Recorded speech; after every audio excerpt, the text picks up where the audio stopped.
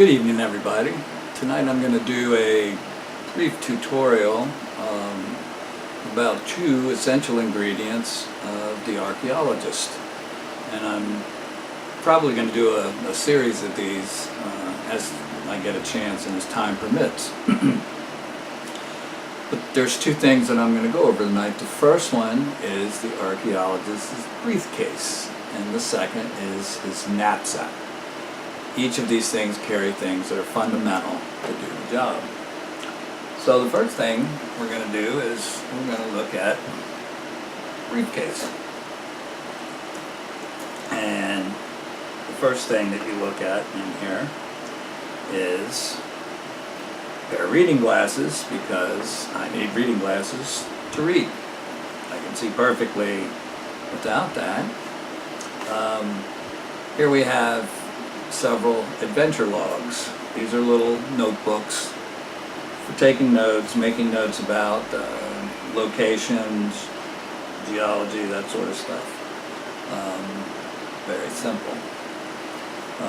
Another notebook, an ink pen, and also in here there is a small travel battery operated alarm clock.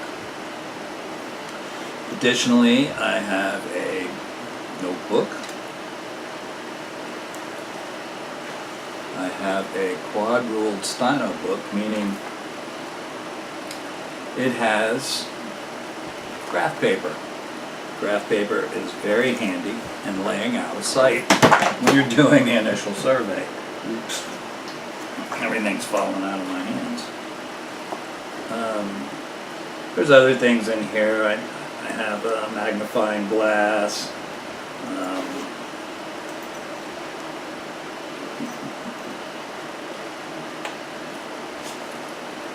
Lit magnifying glass, which is good for examining artifact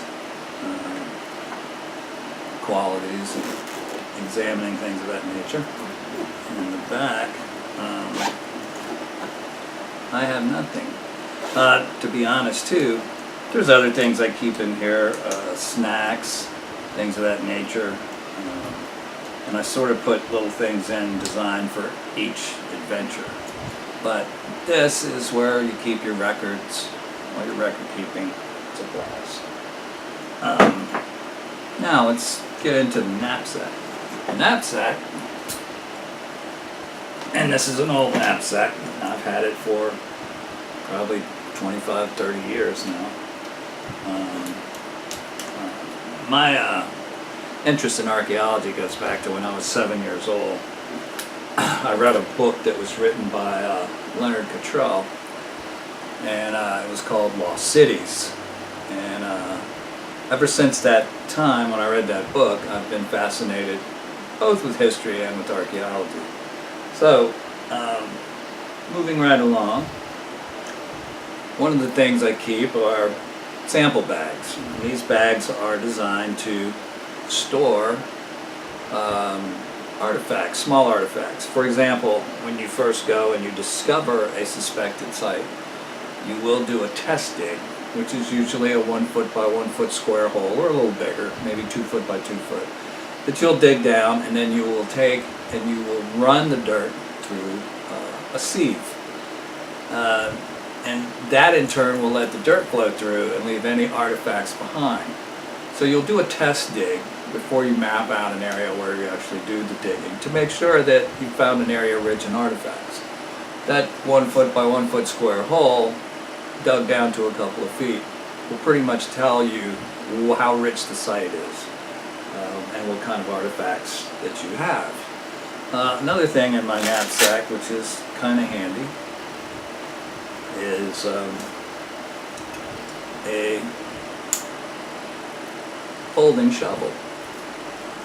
This might not seem like any great tool here, but it comes in very handy, especially if you're just doing kind of like an exploratory type dig. Another thing that I have is a sieve. And what I do with this is I will take dirt and sift through it to see if there are any artifacts left behind. So that gives you an idea. I also have a whisk broom. A whisk broom is very handy in cleaning away loose dirt if you're finding things that have some type of size to them, or particularly device type artifacts. It's very good. The reason being is because it will remove a lot of material that a small hand brush will not. The other thing I have here is this little belt case, which has one, a torpedo level, and two, a rule. Rules are very handy for a lot of things because everything has to be measured and located specifically on the site. In other words, a pottery shard has notes associated with it that tells you exactly where the pottery shard was found and the conditions it was found in. Every speck of artifact that's done is cataloged in this manner. This rule can be used for measuring. It can also be used to lay down as a scale to demonstrate the size of something. Handy device. The torpedo level is used primarily, I use it to level my dig area string where I grid off the dig area. The other thing I use it for is the actual surface of the dig. It's good to try to keep that level as you're going through, so you can keep all of the artifacts you find relatively in the same timeline. In this bag have kind of some interesting things. This is my brush bag. So in here I keep all manners of brushes. And these are simple paint brushes, camel hair paint brushes, which are used to brush away loose dirt. These are very soft bristle so that you don't risk damaging any delicate artifacts. The other thing I keep in here is a string level. Let me try to show that to you. And a string level rides on the string, hangs, and allows you to pull string and keep it level. Ingenious little device there. Now we're going to get down to the meat of the matter. I talked about leveling string. This is the kind of string that I use when I'm gridding out a dig site. It's pretty standard, high visibility, so you're not tripping over it all the time. String. Another tool is a tool that actually does dual purpose, because I have one of these in my geology bag, but I also have one in my archaeological bag. And you say, oh gee Dave, what does an archaeologist need with a hammer? Well, it's certainly not to bust up pottery with, because generally speaking, pottery usually is already busted up when you find it. What the hammer is used for is taking rock samples, testing for age, using it to remove large items such as fallen stone that has fallen into a dig site over the years and that sort of stuff. And it doubles up as being able to drive nails into things and all sorts of other things that a hammer is traditionally used for. This particular hammer has a point on one end. That point is used for breaking up rock. You don't have to use it very often. In fact, my hammer is used more often than any drive-in tent stakes in. But it's still handy to have. Now we have like things that everyone's going to recognize, I'm sure. Archaeologists have what's called a trowel. And most people are familiar with trowels if they've ever watched bricklayers lay bricks. While trowels are great for laying mortar in, they're also really good for digging dirt, particularly if you're carefully digging dirt to try to excavate an area without damaging some of the artifacts that are there. I tend to have an assortment of trowels, and each of them have a little specific duty. The first trowel I'm going to show you is my first trowel. I have had this trowel since the 70s. It is still very usable, very viable. It's just not very large. But this is what I started with, my first trowel.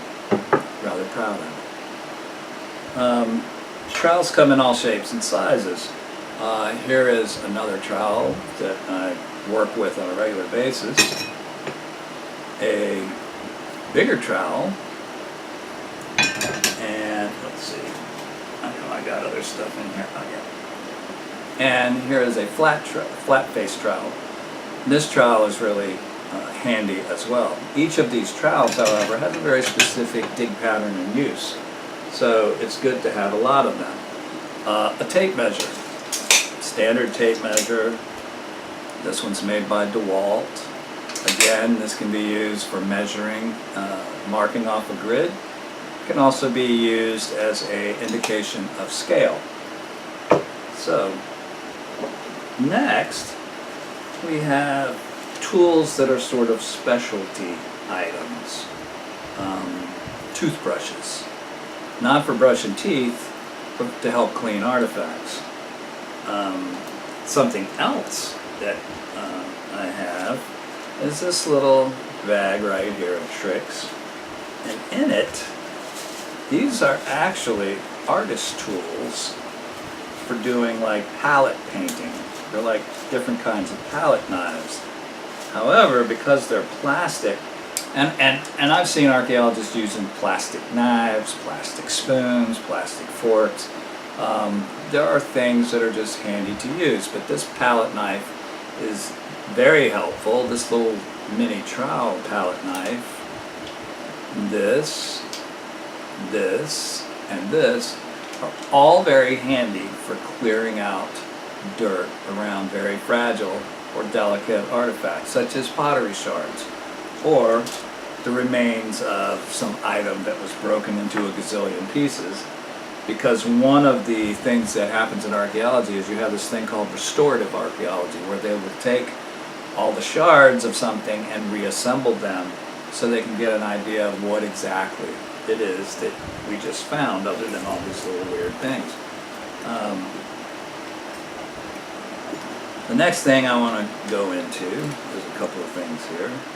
I have a old butter knife, also handy tool in cleaning. I have a double-ended mini trowel. It's got a flat face on one end, pointed on the other. And another palette knife that's made out of metal that also works as a small trowel as well. Also string, and a wonderful set of dental tools. These tools are very helpful in cleaning artifacts, as well as some of the fine removal of dirt while an item is still buried and hasn't fully been freed yet. These little metal devices are very handy in removing foreign matter from artifacts. And I think we've reached the end of the bag. Yep, we have. Let me just check one more area. Yep. So that's the basic toolkit, which is in the knapsack. In that, you can walk onto a site and probably do about 90% of the dig work that happens after the shovels and the picks and the other things are utilized and discarded. While picks are very handy and they're used quite a bit, as well as shovels, those are only used in the absolute beginning stages where you're trying to remove dirt to get to the area where artifacts are located. The other thing I have is a Plumb Bob. Plumb Bob, probably one of the most recent uses of a Plumb Bob was in surveying. And they would hang a Plumb Bob from the tripod that the surveying scope was mounted on, and that would determine whether it was level or not.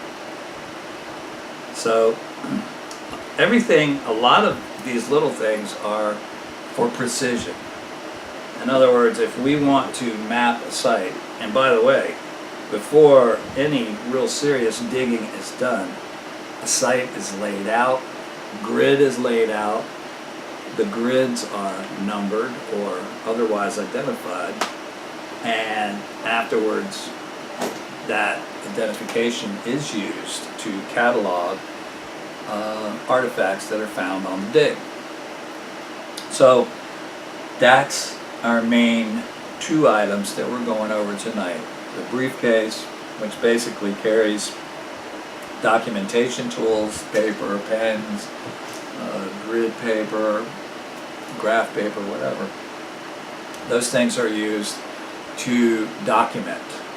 You can also keep your forms, because most archaeological organizations have standardized forms that are used on the site.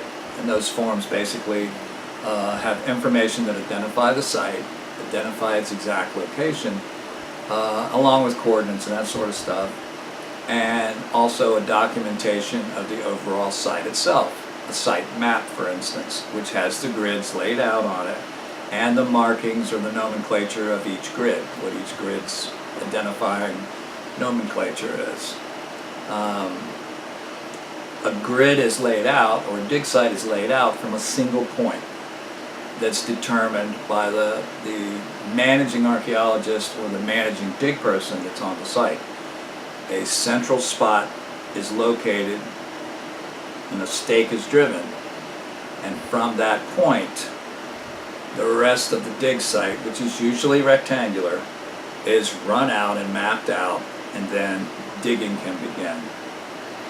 And while many people watch Indiana Jones and think, oh wow, archaeology is an adventure, it's exciting, he always gets the good looking women, people try to kill him, it's not quite that dramatic in real life.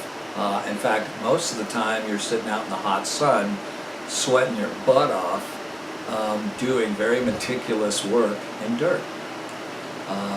You are usually eating camp type food. You are usually living in a camp type environment, and you have an area where you have a work tent where artifacts are brought, where they're cleaned, cataloged, and filed away in little plastic sample bags with information in that bag to be sent back to the museum or managing agency, university, what have you, that is sponsoring the dig. So a lot of it is just digging ditches. It's hard labor. But the people that you worked with are very fascinating people. From student volunteers to the actual archaeologists and the management team,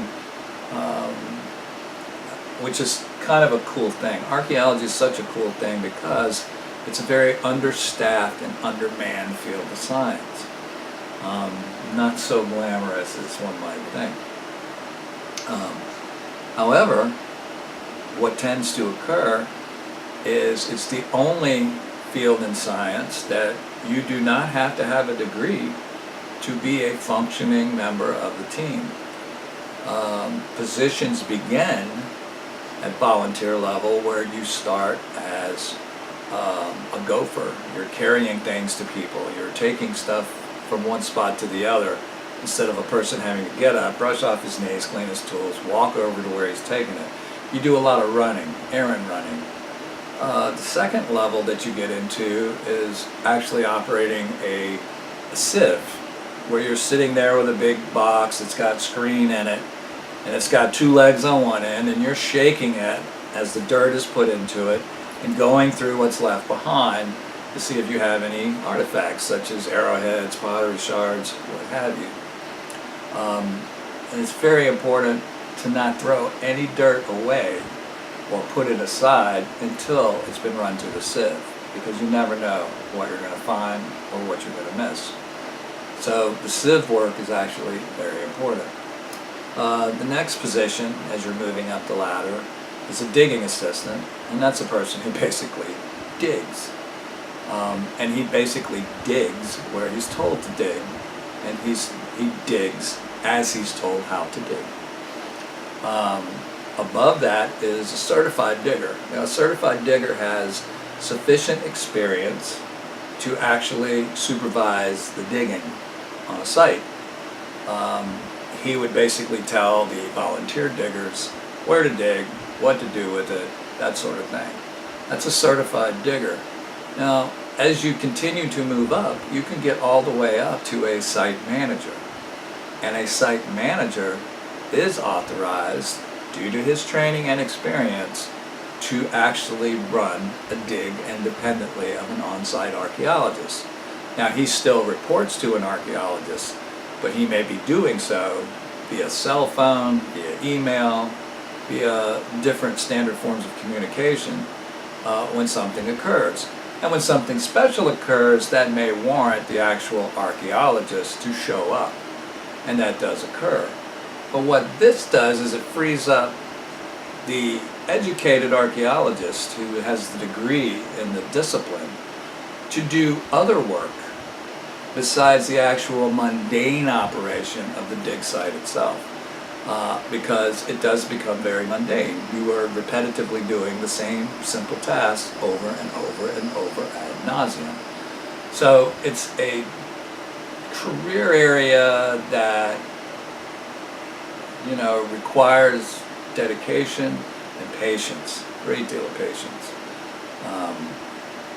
But again, everything has a chain that it follows of operation. You dig to a certain level, and you change your digging tactics, and you begin to dig small amounts instead of large amounts. As you're digging small amounts, you begin to find artifacts.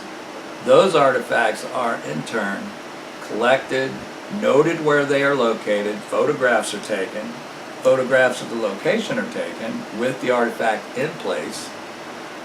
It is marked, cataloged, and bagged after it's cleaned. And at that point, it is ready to ship off to the museum, where it may end up just sitting on a shelf down in the basement somewhere, or in a drawer somewhere, or it may be part of a huge display for the public. It really just depends on the nature of the find and the degree of the interest in those particular artifacts. So this was my first tutorial, and basically it's just going over the hand tools that an archaeologist uses. Now, additionally, there are other tools that you carry. I carry 2 lensatic compasses. Why? Because batteries go dead. You don't want to be lost out in the middle of the Everglades or wherever you're at. You want to have a backup means of navigation. And that actually came in handy with me when I was in the Everglades, because my GPS, the batteries died in my handheld GPS, and I had no way of knowing where the hell I was.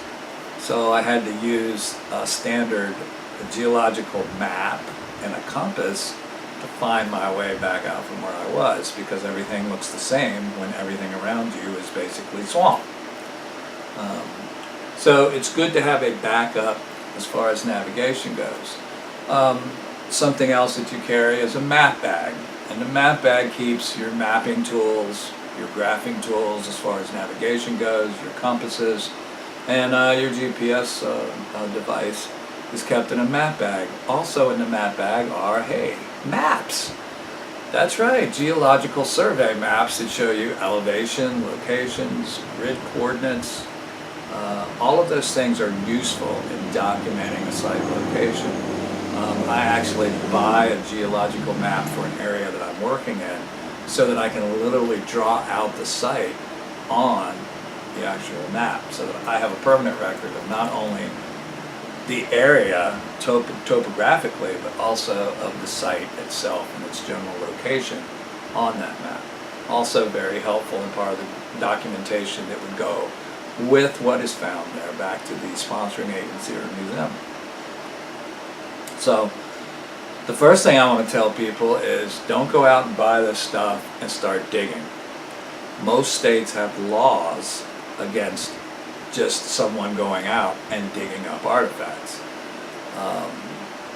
If you want to get involved in archaeology, instead of doing things on your own, join the state agency. All states have an archaeological society. Some have several.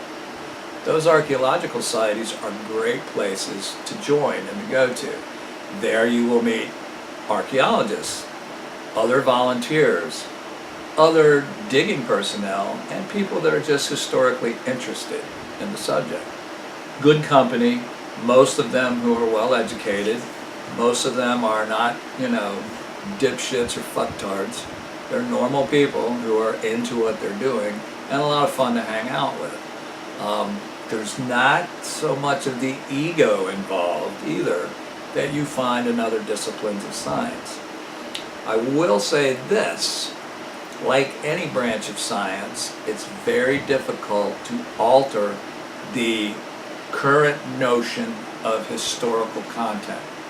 In other words, you may make an archaeological discovery that sets back the appearance of mankind in North America from 16,000 years ago to, say, 28,000 years ago.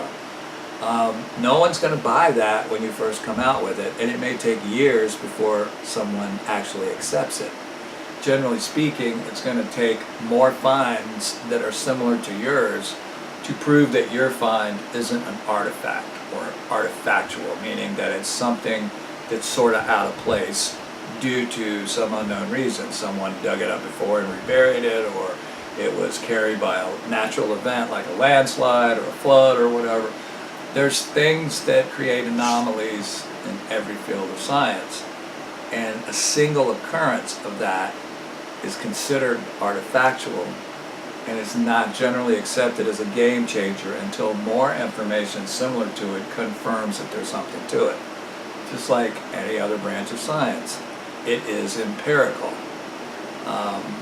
So keep in mind, that's across the board, and that's one of the rules you work within. You may make one of the greatest discoveries of all time, but it may not be a confirmed actual discovery till years after you're dead and buried, taking a dirt nap and becoming an archaeological remain yourself. So we have to keep the rules in mind. There are stringent rules of operation in archaeology, just like everything else. And there are many other disciplines that interact with archaeology. Paleontology, for example. Geology, for example. Technologies. There's great technologies now that are being used. I mean, I'm sure everybody's seen a metal detector. That's a tool in archaeology. Ground penetrating radar, another tool.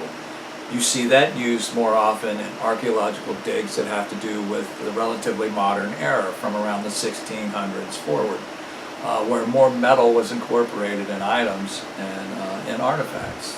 More metal was left behind. So from like the end of the Middle Ages and the Renaissance period forward, metal detectors are a useful tool, as is ground penetrating radar. Anything that's prior to the Bronze Age, metal detectors are not so useful. Obviously, the remains and the artifacts you're going to find are not going to be metallic unless they're jewelry. And in those cases, it may be useful. But 9 times out of 10, metal detectors are not often employed in older civilizations or civilizations with low technology levels. And that's a call that's made by the managing archaeologist when the dig begins based on the nature of the dig. Other great technologies that are out there now is something called Lidar.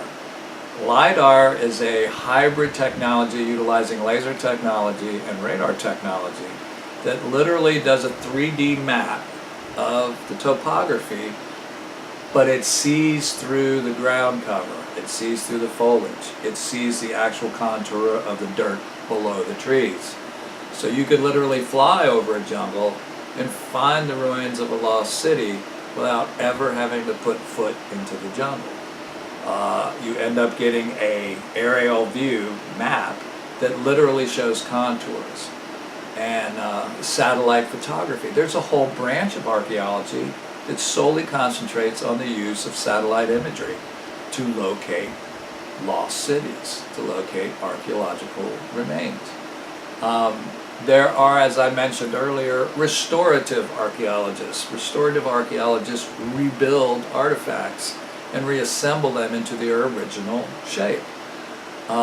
In the past, this has generally been focused on museums and support areas as their work area.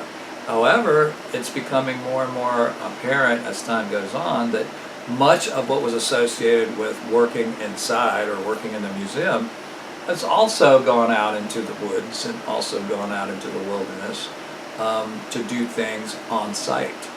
So sometimes there's restorative operations occurring on the site. Specifically, that happens on occasion when you have a site that is part of a grant where you have to continue to demonstrate active finds to keep your funding going, or to have an argument for keeping your funding going, because there's not a lot of funding in archaeology and everyone fights for it. That's why we have hundreds and hundreds of sites that have been discovered but have never been excavated. And eventually it is hoped that one day they all will be excavated and cataloged. But that's not going to happen because there's not enough people and there's not enough money to do it. So whatever gets found or gets excavated is based on level of importance. And a lot of things affect the level of importance. But anyway, tonight, this kind of ends the tutorial tonight. I just wanted to demonstrate to you like the actual hand tools that an archaeologist uses and what they're used for. I know it may seem simple and everything, but people don't know. I mean, they associate a bullwhip and a machete and a funny fedora and a revolver, like an old Webley revolver, as tools of the archaeologist. And I'll tell you something, it's rare that an archaeologist carries a firearm. And the cases where I have carried them is cases where I carried them as a form of self-protection, particularly in a wilderness type area where you're dealing with predators that will kill you. You can throw a trowel at a predator and it probably won't do much good, but you can throw a 45 slug at it and it'll pretty much keep you from being killed by it. This is particularly apparent when you're working in swamps, marshes, areas where there are a lot of snakes, a lot of wildlife, alligators, crocodiles, you name it. There are tons of things out there that will kill you. But you're not running around in central Morocco with a handgun strapped on your side. You'll end up in prison in some foreign country. A weapon is taken only as a form of self-defense and only where legal to do so, because we do our best not to break any laws. There are other things, camping equipment. We'll go into that at some point in the future. Machetes, knives, things to get through or to navigate through heavy brush. I carry an axe. I carry several different types of machetes. I carry knives, particularly sheath knives, pocket knife. I carry Leatherman tools. There's a lot of little things that over the years I have found a need to have because I've always needed them when I didn't have them. So I would rather pack them and take them and never use them than to not pack them and need it. And that whole logic has served me pretty well in the time that I have been involved in archaeology. Now, my experiences in archaeology began basically in the 70s when I was in college. I had a friend of mine that was, archaeology was his major. He was doing a dig, and I'm not going to go into locations or anything like that, but it was a dig in the South. It was a native, pre-Native American dig, more of an indigenous type of dig. I mean, these particular people disappeared long before the white man ever came to the New World. And we don't know a lot about them. But anyway, to make a long story short, I spent a summer as a supervised digger on the site. And over the years, I have participated here and there in minor roles in archaeological digs. Nothing of any great, responsibility, basically being told what to do. But it was a lot of fun. I'm at a point now in my life where I've got a lot more time to dedicate to it. So there's things that I plan to do. Attend an archaeological field school. when you get through an archaeological field school, you are certified, education-wise, to manage a dig site. Of course, you need to have experience before anyone's going to let you do that, but you have the basic training that's required to manage a dig site. So I plan to take a field archaeological course, as well as working with my local archaeological society to participate as a volunteer in digs that are occurring around the state to gain more experience and to get to know people better. So it's kind of a cool environment because it's not only social, but it's very scientific as well as educational. And the fun part is tying history into the artifacts that you find and trying to identify who left them. It's like a big mystery. And I dig mystery. So anyway, that's it for tonight. This was our first tutorial. I hope you enjoyed it. Again, if you have any questions, give me a holler. You can comment underneath the video, or you can comment on my Facebook page, or anywhere. And if I don't know the answer, I'll say, hey, I don't know, but I'll find out. So keep your eyes looking down and keep walking forward.